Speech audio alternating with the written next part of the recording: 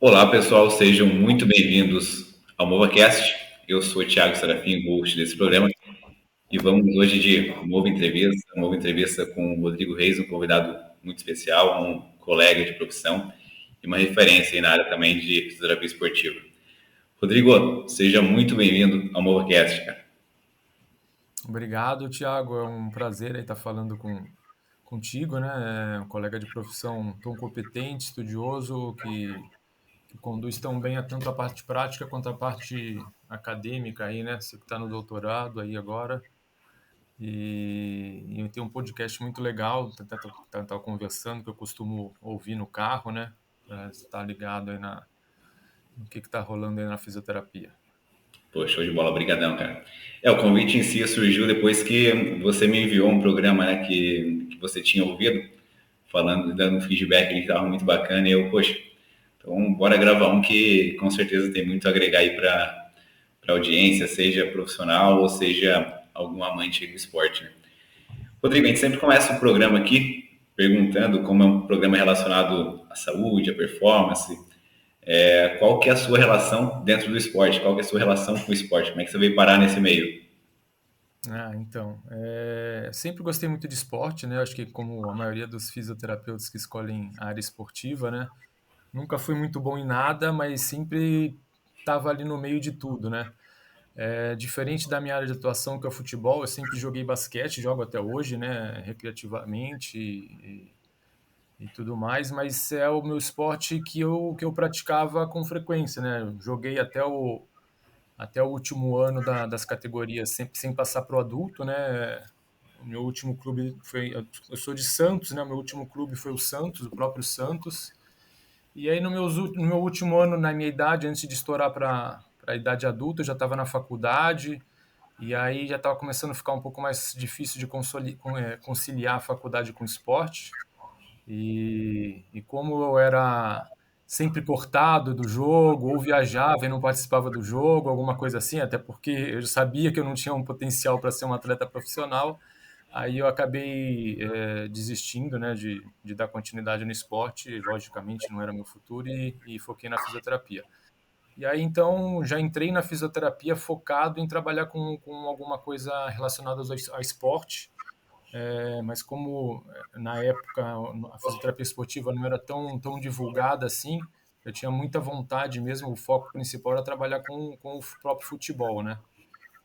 E foi assim que eu comecei e corri atrás e consegui, iniciei os trabalhos com fisioterapia esportiva. Legal, cara. Como aquela máxima é, todo fisioterapeuta do esporte, ele é um atleta, um ex-atleta frustrado, né?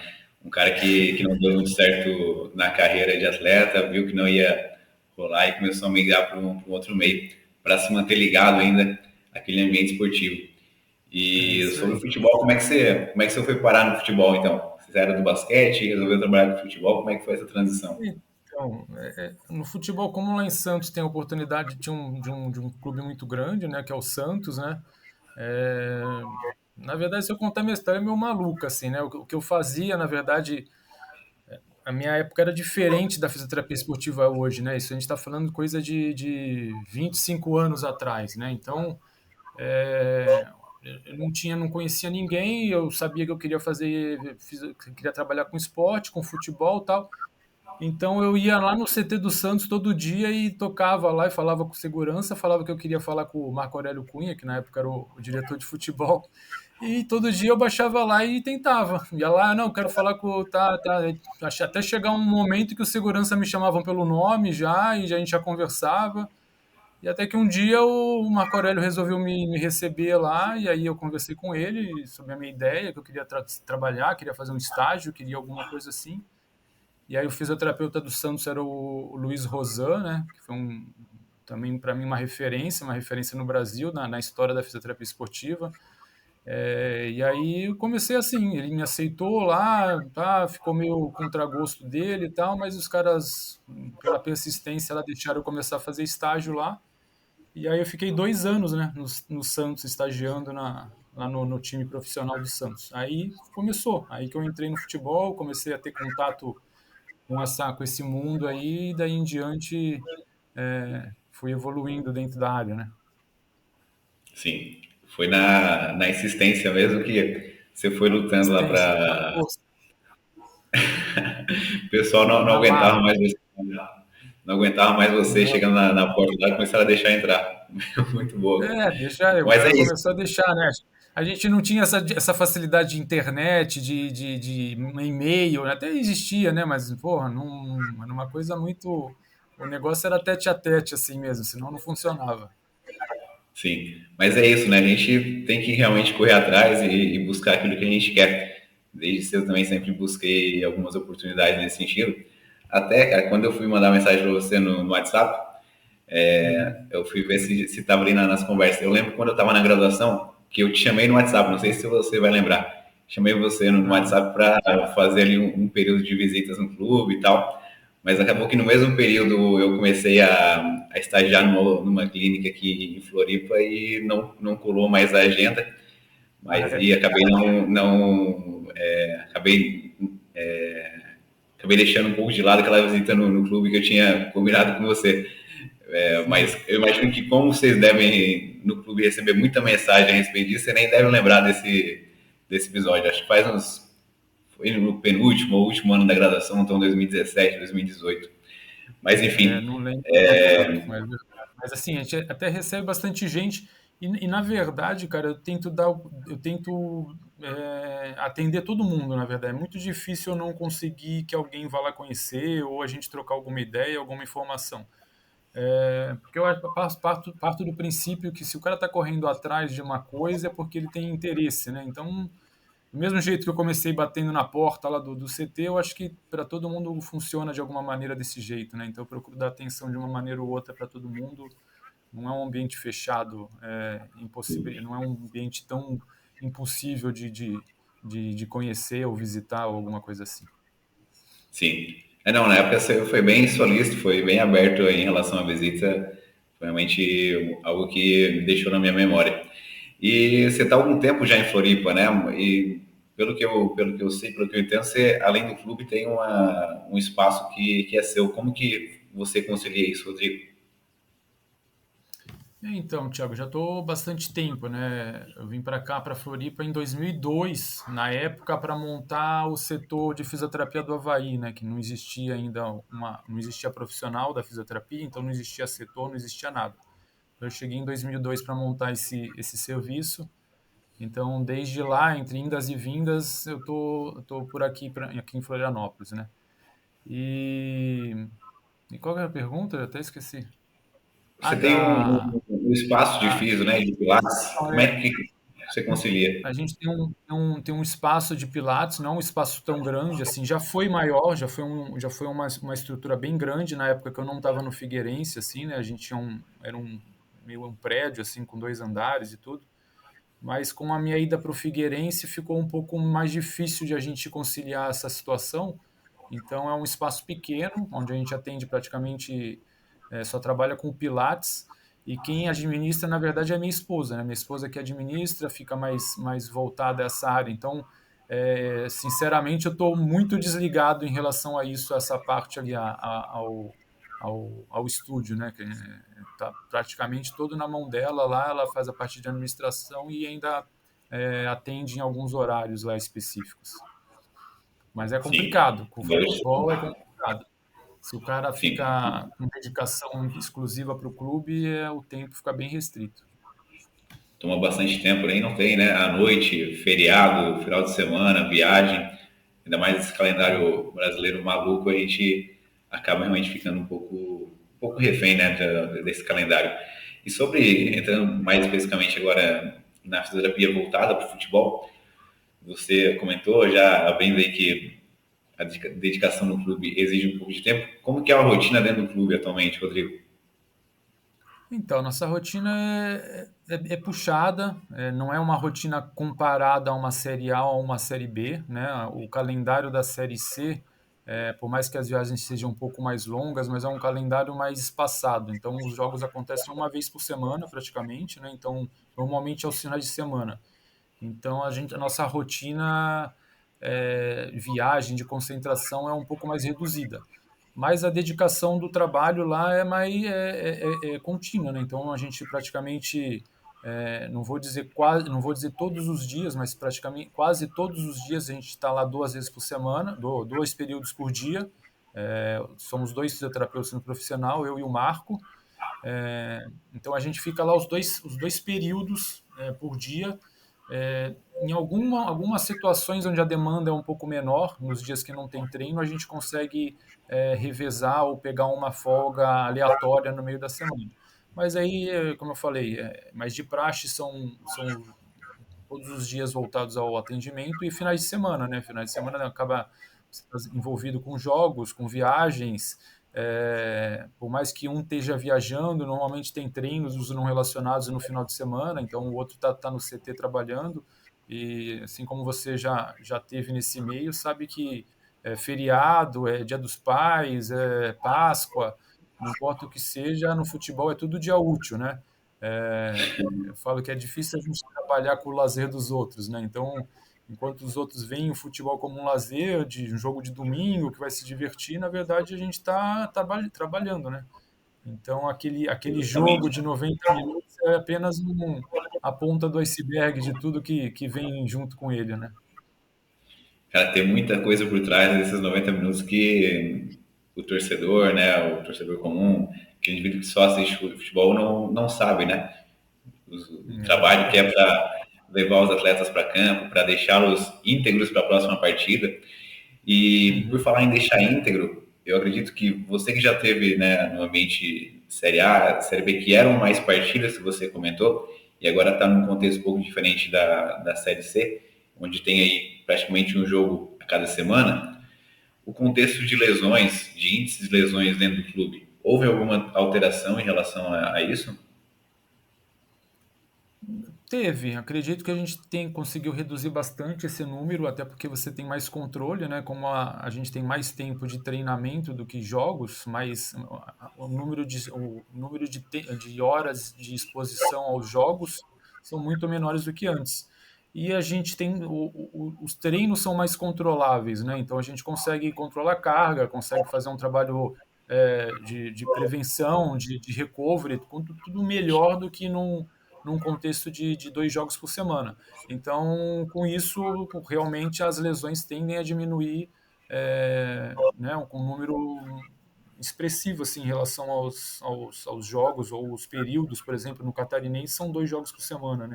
Então, é, a oportunidade de você ter apenas um jogo por semana ajuda também a você a controlar esse número de lesões. É lógico que isso também depende do contexto de trabalho em conjunto, né?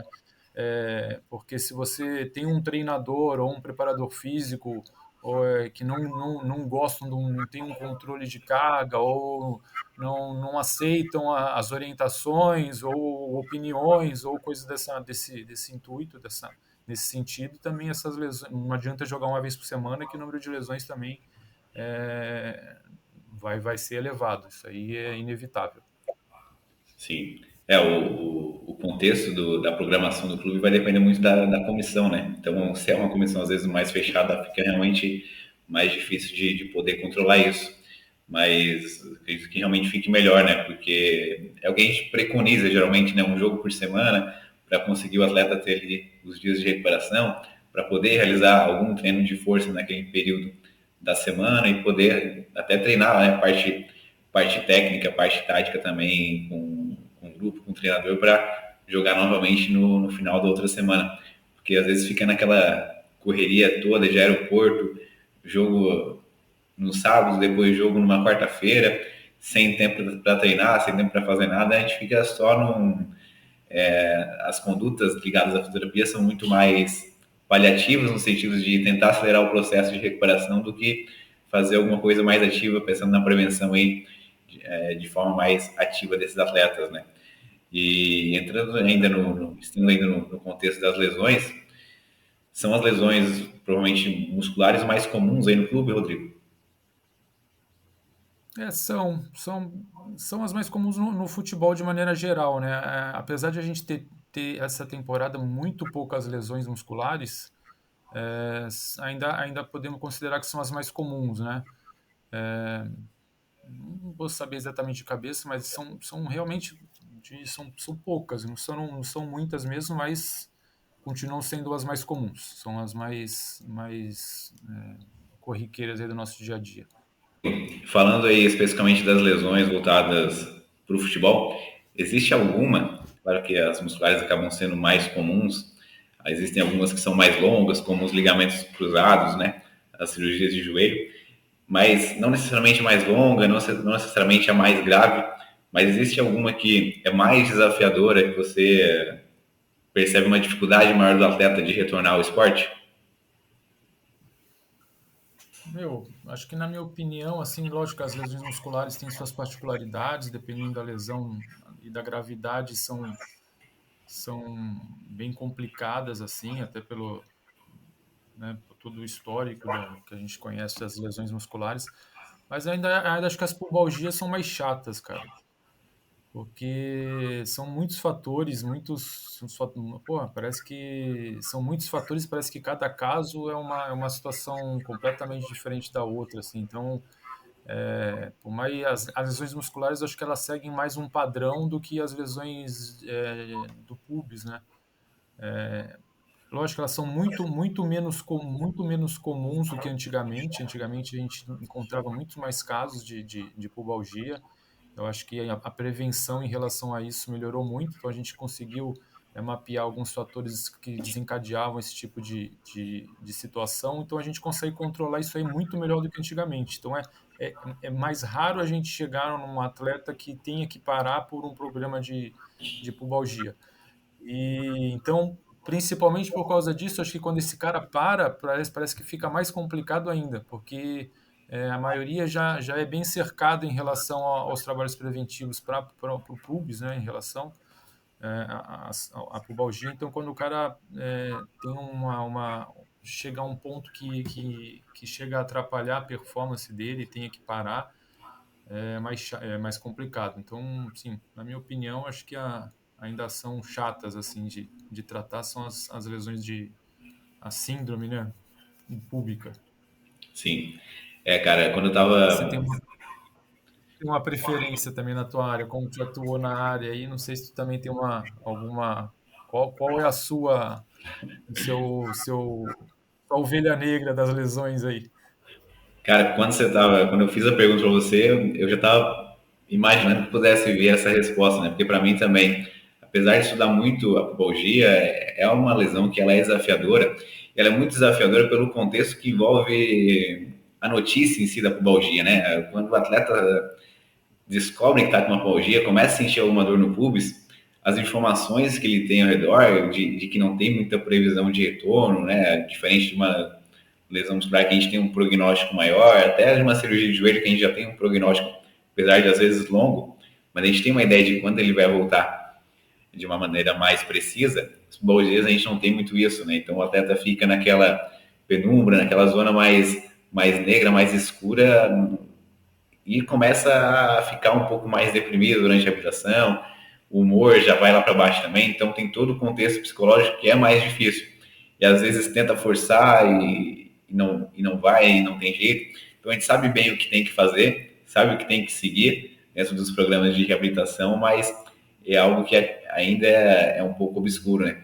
E eu fui um cara que entrei na fisioterapia justamente por uma pubalgia, né? Fui fazer fisioterapia por ter tido uma pubalgia no período da adolescência ali, tratei, e aí eu fui conhecer a profissão. Então foi uma lesão que eu comecei a estudar um pouco mais, entendeu o contexto, o que realmente funciona, não funciona, mas a gente sabe que por ser uma zona que envolve o quadril, são muitos fatores que acabam influenciando, né? Fraqueza dos músculos do core, fraqueza dos músculos adutores do quadril, mobilidade do quadril, são os principais componentes que acabam geralmente predispondo à pubalgia, né? E às vezes até essa lesão muscular prévia de adutores gera uma certa fraqueza ali nos músculos adutores que desencadeia depois uma pubalgia. E aí a gente tenta tratar levando para o paciente, o atleta, para aqueles critérios para alta de tentar fazer o Copenhagen, aquele exercício que acaba trabalhando bastante região adutora aí do pubis para depois retornar ao esporte de forma mais segura. Mas também é uma lesão que é um pouco chata. E aí o atleta passa algumas semanas ali, ele está melhorando a dor, está melhorando os sintomas, a força, só que de repente ele dá um espirro, e dói. De repente ele troca de posição na cama e dói. Daí ele já fica desanimado, começa a pesquisar cirurgia de pubalgia, porque quer fazer uma cirurgia logo para resolver o problema. E, bom, não é bem assim, a gente tem que realmente tentar seguir o processo que é um pouco chato justamente por envolver essas trocas de posições que acabam forçando um pouco a região do pubis e às vezes dá uma desanimada no atleta. Então também acaba sendo a É, pubalgia, digamos, o maior desafio. complicado. É. E aí outra coisa, né, Thiago? Porque assim, quando o cara chega a esse ponto de ter que parar, é que a coisa já está muito ruim. Então ela já vem crescendo conforme o passar do tempo. Já não é de uma coisa de curto prazo, né? É uma coisa normalmente a longo prazo. Então quando ela explode dessa maneira de chegar a um ponto que chega a ser limitante, por mais que você trabalhe, né, tenta controlar o processo inflamatório na região do pubis e tudo mais, mas o que vai ajudar mesmo esse atleta a você tentar reequilibrar toda uma estrutura é um processo que leva tempo, né? Que gera um tempo. Você não consegue ganhar força suficiente, talvez em 4 semanas. Você não consegue mudar um padrão de movimento ou uma mobilidade de quadril ou alguma coisa, situação desse jeito em 2 semanas.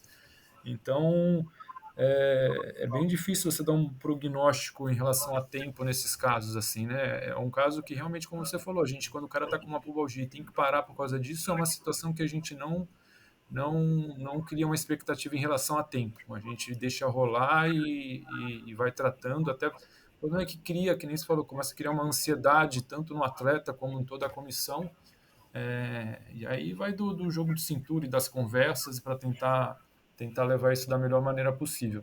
Mas é diferente, por exemplo, de um cruzado, que você sabe que também é multifatorial, que existem milhões de situações, só que você tem um prazo aí de 9 meses aí para você recuperar o cara e trabalhar esses padrões que estavam alterados no intuito de melhorar isso para que isso não ocorra de novo, né? Então, acho que por isso que ela acaba sendo um pouco mais chata do que as outras lesões. Exatamente. Falando aí mais especificamente de aspectos psicológicos, e você citou o ligamento cruzado anterior, como que é o processo todo aí de ligamento cruzado anterior de atletas que a gente está vendo recentemente um alto índice de lesões do LCA dentro do futebol, né? Como que é dentro do clube? Não sei se vocês atualmente estão com algum atleta de cruzado anterior, mas se já teve algum, como que é o processo todo dele iniciar o tratamento até o retorno ao esporte?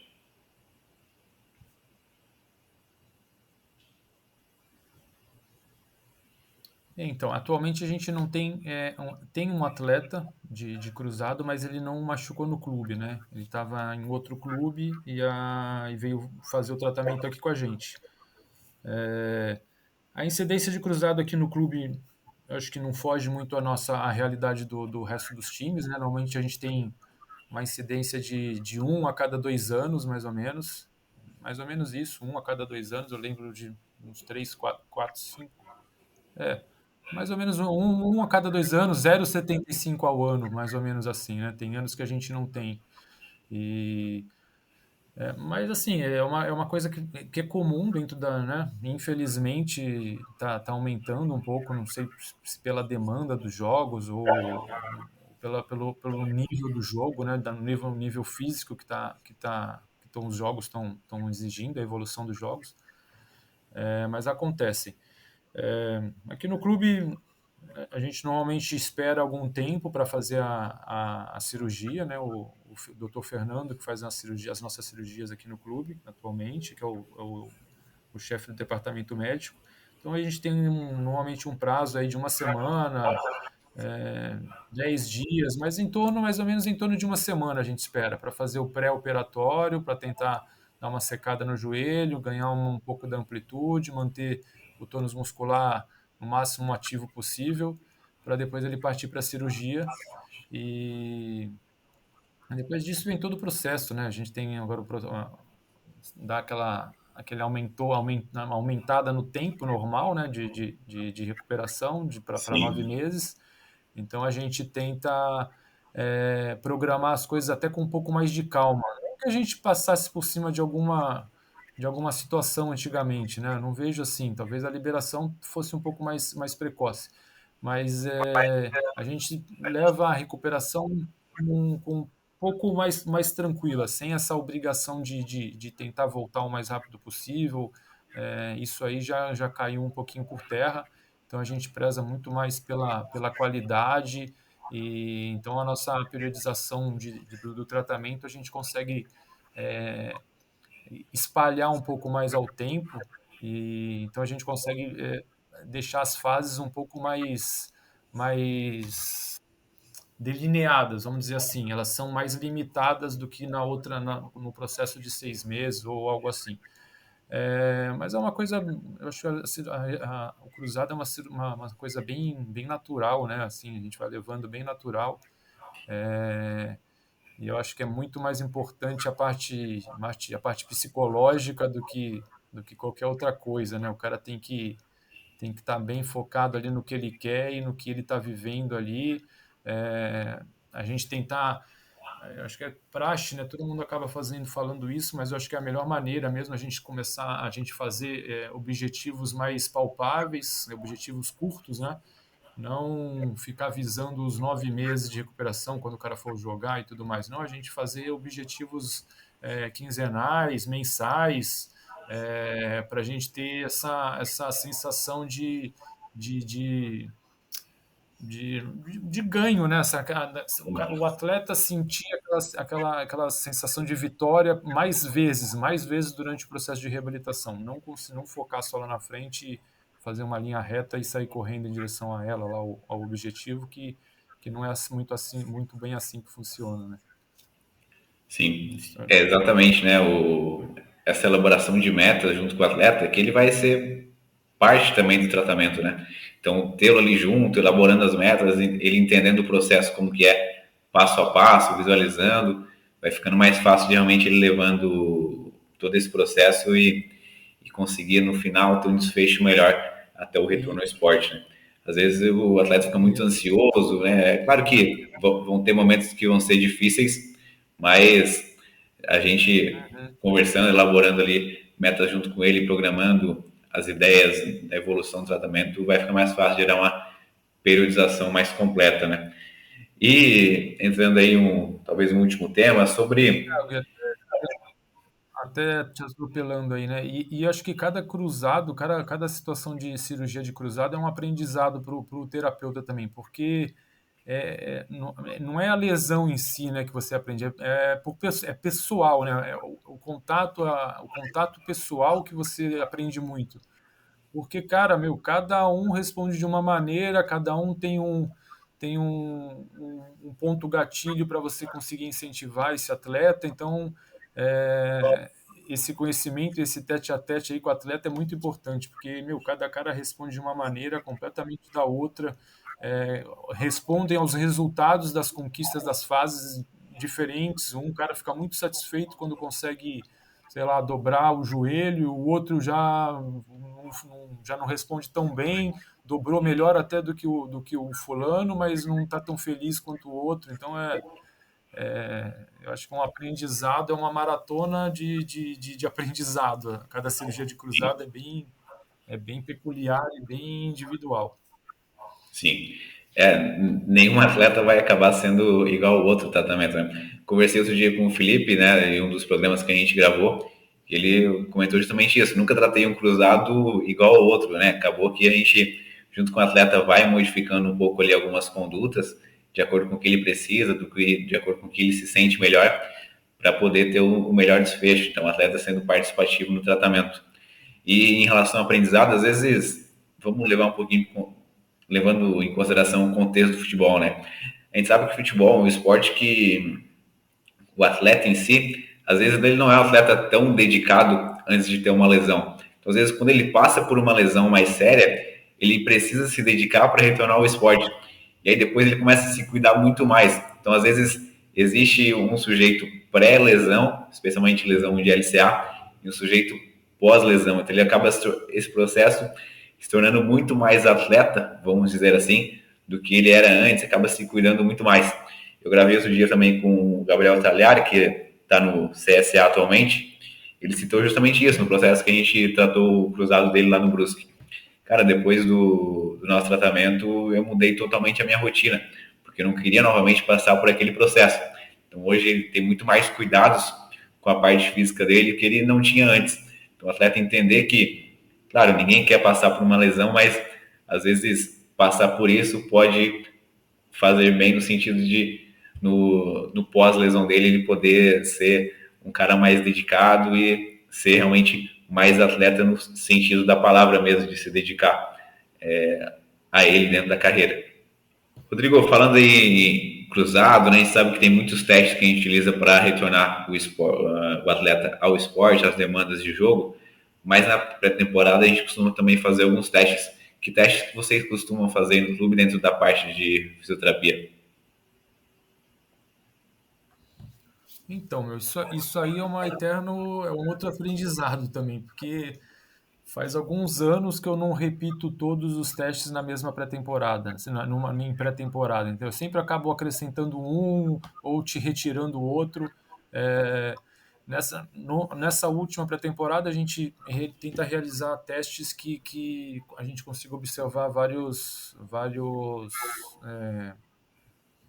valências diferentes, né? Então a gente acaba fazendo isocinético com a força local ali, né? Músculo isolado, então flexor e extensor de joelho. E a gente utiliza a plataforma de força para ter um valor de potência de membros inferiores, né?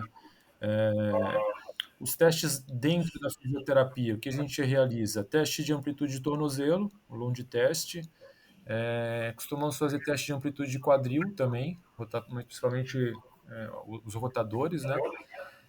Y-teste a gente realiza. E nessa última pré-temporada a gente fez tanto o bridge test, né? O teste de bíceps ali, de cadeia posterior, e fizemos também o Copenhague Test, né? Não sei se existe um nome correto para isso, mas é o teste da avaliação de Copenhague. Até o ano passado eu usava bastante o FMS, se não usava ele todo, eu usava pelo menos três testes do FMS, né? Atualmente a gente não estou usando o FMS é, como rotina de pré-temporada. Essa pré-temporada foi a primeira que eu não usei. A gente usava o FMS como um filtro, né? Então, mas para a gente ter uma noção de padrão, para dar uma olhada no padrão de movimento, e aí no decorrer das avaliações a gente realizava outras avaliações, mas daí individuais para cada atleta, né? Então, basicamente, o que a gente está fazendo é isso, geral, né, para todos os atletas que a gente faz isso. Daí, dentro dessas avaliações, dentro que a gente observa de padrão, principalmente no Y-teste, somando com os testes de amplitude, a gente parte para outras avaliações, mas não são avaliações que são feitas no grupo todo, são avaliações mais já realizadas individualmente, né? Então, dependendo da necessidade do que a gente observa em cada atleta. Atletas que vêm com lesão de cruzado recente, é, a gente acaba fazendo também o Hope Test, né? Mas são atletas mais pontuais também. Talvez entraria nessas avaliações mais individuais que a gente realiza, não na de pré-temporada, onde a gente faz no conjunto todo dos atletas. E vamos imaginar aí que um desses atletas tenha muita alteração nesses exames feitos durante a pré-temporada, né? Vamos imaginar ali que uma alteração de força de 20% de um quadríceps com a outra. O que esse atleta faz durante a pré-temporada? Ele tentam segurar um pouquinho nos treinos, faz algum trabalho complementar? Quais que são as condutas geralmente aí com vocês? Então, dentro dessas avaliações, é o que eu falo, até fazer as avaliações é fácil, né? O problema é depois. O que fazer com esses dados e como é que você vai trabalhar com esses atletas em relação a esses déficits que você achou nas avaliações, né? Aí acho que fica muito pessoal de cada fisioterapeuta, né? Eu tenho uma minha maneira de trabalhar. Normalmente eu faço planilhas com tudo e aí eu uso um índice que eu chamo de nível de atenção, né? Então eu vou dando notas de acordo com os resultados que eles vão alcançando e aí esse nível de atenção ele vai ter um score e aí quanto mais alto o score do atleta, são os atletas que a gente vai ter que focar vai ter um pouco mais de foco em relação a esses trabalhos esses trabalhos fora de campo, ali, os trabalhos dentro da fisioterapia, né? Então, daí, se for uma coisa isolada, específica, um déficit isolado de força, teoricamente fica alguma coisa mais fácil, ou a gente acaba conversando com a preparação física e eles absorvem isso e começam a trabalhar diferentemente com esse atleta, ou aí vai depender uma outra conduta e a gente puxar esse atleta num contraperíodo para fazer um trabalho específico com a gente, ou um pré-treino, mas normalmente trabalhos de força a gente prefere chamar ele no contraperíodo, né? Porque daí a gente consegue trabalhar com mais tranquilidade e não sobrecarregar, não sobrepor tantos trabalhos da preparação física. O importante é você estar fechado com todo o resto da comissão, né? Principalmente para a gente não ter CD com relação às cargas. É, Nesse caso que você citou, por exemplo, um déficit de força, principalmente esses déficits de força são um pouquinho mais, a gente precisa ter um pouquinho mais de comunicação. Algumas outras situações são mais fáceis, né, de a gente pegar ele e fazer como pré-treino, ou orienta, um déficit de mobilidade, sei lá, né, alguma coisa mais, um déficit de controle motor, aí a gente consegue trabalhar sem uma demanda muito grande que atrapalhe os demais trabalhos dele. Mas normalmente é isso, a gente tem trabalhos que a gente acaba colocando para o grupo inteiro, né, trabalhos a gente chama de preventivos, né? Mas são trabalhos que a gente atua com o grupo inteiro e tem os trabalhos que a gente realiza individualmente, dependendo da necessidade de cada atleta. Então, tem essas duas vertentes aí que a gente acaba trabalhando com esses atletas que têm. Na verdade, os do grupo a gente nem todos têm a necessidade de fazer o trabalho, né? Mas é como é uma coisa mais geral. Sim, Mas como você falou, os atletas que apresentam déficits individuais têm essa maneira, ou contra período, ou de acordo, ou pré e pós-treino. Basicamente é sim. isso. Apesar de ser um esporte coletivo, né, as demandas dos atletas acabam sendo individuais, né, de acordo com o que vocês acabam avaliando antes aí para poder individualizar o máximo possível e trabalhar de uma maneira que aquele atleta tenha uma atenção especial e consiga prevenir melhor as suas lesões, né? Uhum. Depende muito É realmente isso aí, da até condição, né? Vai e depender até muito. porque dentro do futebol são vários esportes dentro de um esporte, né, Thiago? Então, Exato. a demanda e as características dos atletas são completamente diferentes, né? A gente não pode comparar um atacante com um lateral, por exemplo, né? Sim, Então, a função deles são diferentes, as necessidades de cada um são diferentes, né?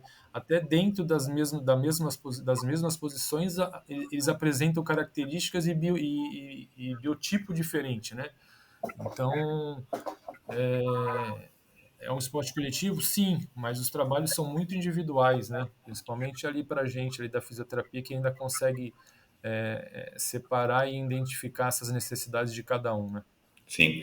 E aliás, falando nessas demandas diferentes, os goleiros, né? Às vezes a gente faz alguns testes que também de uma demanda específica deles, né? Você falou do FMS, a gente costumava utilizar ali o shoulder mobility, né? O teste de mobilidade de membros Uhum. superiores, uma alternativa para utilizar com esses atletas que têm uma demanda maior de membros superiores, né? E acabava ficando basicamente com eles. E o CK Quest para ver um pouquinho de estabilidade, uma demanda diferente também para eles.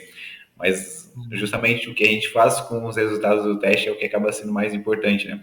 Às vezes a gente quer fazer muitos testes, né? Eu, pelo menos no início, queria fazer todos os testes possíveis para identificar, mas nem sempre dá tempo e nem sempre você usa aquele parâmetro de fato para direcionar alguma conduta ou para mudar alguma coisa na rotina do atleta. Então, saber quais testes direcionar para realmente entender a melhor conduta é realmente o melhor caminho dentro da terapia, né? Dentro de um dia inteiro para fazer baterias de testes, é o melhor caminho a seguir.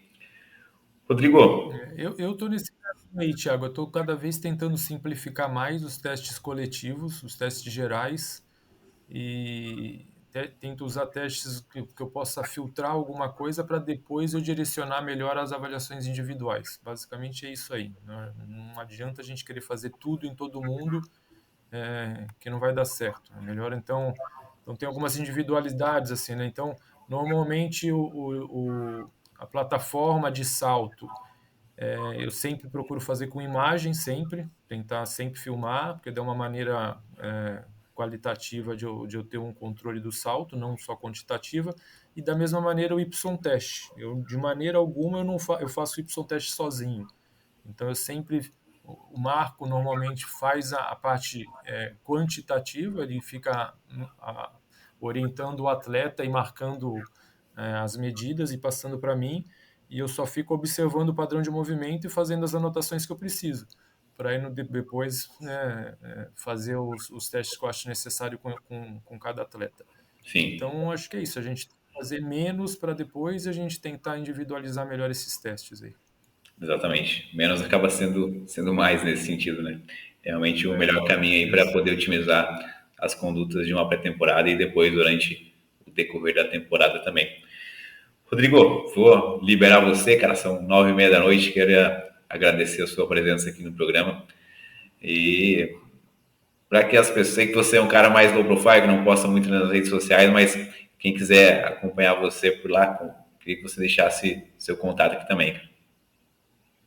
então, eu não sou tão ativo, né, nas redes sociais, meu Instagram é bloqueado, então, mas meus colegas de profissão sempre são bem-vindos. Então, no comum no meu Instagram só ter amigos, familiares e pessoas que pedem para seguir que são fisioterapeutas ou estudantes de fisioterapia. Fora isso, é difícil eu liberar alguma coisa lá, mas quem quiser me seguir é R Reis R, né? Ou procurar lá Rodrigo Reis, vai ter alguma coisa lá. E vai ser um prazer aí. Pode me chamar lá e a gente aceita. E a hora que quiser, quem quiser chamar no Instagram, perguntar, que nem eu falei, eu estou aberto aí para tentar ajudar de alguma maneira todo mundo aí com troca de ideia ou dúvida, ou seja lá o que for aí que eu puder ajudar, que é sempre um aprendizado trocar ideia com o pessoal aí. Show de bola. Galera, esse foi o Rodrigo Reis, um cara referência em fisioterapia esportiva, fisioterapia especificamente ligada ao ambiente de futebol profissional. Espero que, queria novamente agradecer você, Rodrigo, e espero que você que assistiu o programa até aqui ou ouviu, né, nas plataformas de áudio tenha gostado do programa e possa ter agregado valor a vocês. Então, nos vemos na próxima semana. Tchau, tchau. Valeu.